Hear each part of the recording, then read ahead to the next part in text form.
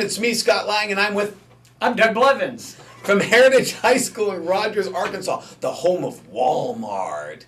Anyway, we're coming at you live with Webisode number, I think it's 16, to talk to you about leadership training. It's that time of the year when we start to think about leadership training for next year. And I've got to be honest with you, in all my travels and all my conversations, I don't know that I've met anybody who does a more thorough and impressive and comprehensive job at training their leaders than Doug. So I'm just going to get out of the way and shut up here and let Doug tell you a little bit about how he trains his leaders and what process and the methodology that he uses. Doug, talk to him. I host 2 or 3 leadership conferences a year, workshops that are about 10 sessions at the most inconvenient time. 6 o'clock in the morning, 7 o'clock at night to get the kids to be 100% committed. In fact, that's the contract they sign when they sign up. It's 100% or nothing. So if they miss one of the 10 leadership training sessions, they're out, absolutely. And so tell them how, when you get the book, that you go through that process of they pay for the book, and if they...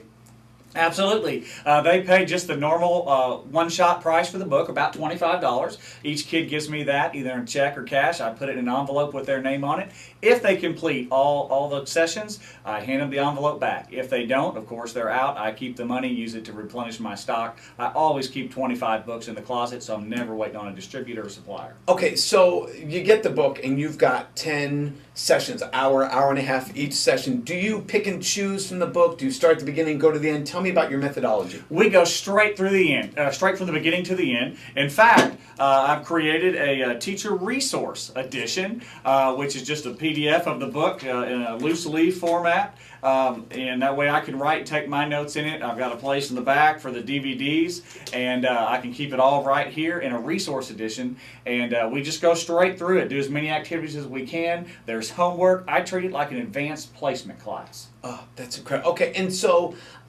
when they're done and they've made through all 10 classes, you then take them on a retreat, correct? Absolutely. Every summer, right at the end of school, we go on a weekend retreat where we watch Aquila and the Bee, which is mentioned as the Bob Larabelle story. In the book. Yeah, absolutely. So, talking about the book, what's your favorite activity? What do the kids respond to? What's your favorite teachable moment? The kids love to do the activities. They love to do the service projects that are mentioned in the book. Things that would go out and put a positive light on the band. Things that serve other people that are unsuspecting. Maybe helping clean the cafeteria unexpected, or helping the custodians unexpectedly without being asked. Things like that. They absolutely love that. So, how long have you been doing this process with this? I've been doing this since the Heritage High School opened for 3 years now.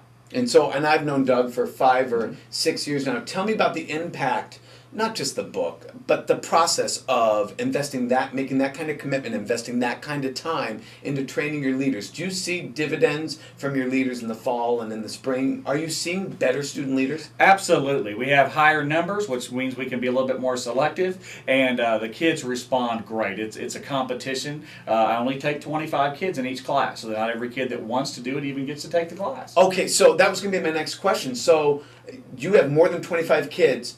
Let me see if I got this right. You have more than 25 kids asking to come an hour and a half before school Absolutely. to pay you to be pummeled in a class that's AP level, and if they miss one, they're out. And the reward is if they succeed, they get to go on a weekend retreat where they do more leadership work. More of the same. Now you know why I'm interviewing him. He's threatening my job security. He's doing it so well. That is absolutely extraordinary, Doug.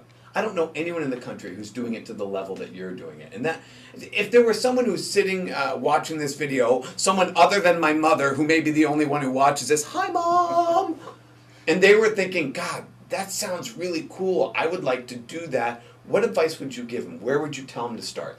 I would tell them to jump online and start studying leaders. I use Fran Kick stuff. Fran's great, by the way. Kickitin.com. And I use Dr. Tim Lotzenheiser stuff as well. And obviously, Tim is the master, the guru. You can find him at attitudeconcepts.com. Any other advice you give to someone who's thinking about this and is unsure about whether they should make that financial leap or that commitment or take that jump? What would you tell them? I say run out and do it today. It's time well spent. You will not regret a minute that you spend developing leaders. Well, I want to thank you for not just taking the time to do this. We're about to start a workshop here in a few minutes. But I want to thank you for investing what you do in kids. You truly are a model for teaching leadership to young people. And if they want to ask you questions or get in touch with you for some follow-up or any other information they may need, where would they find you, Doug?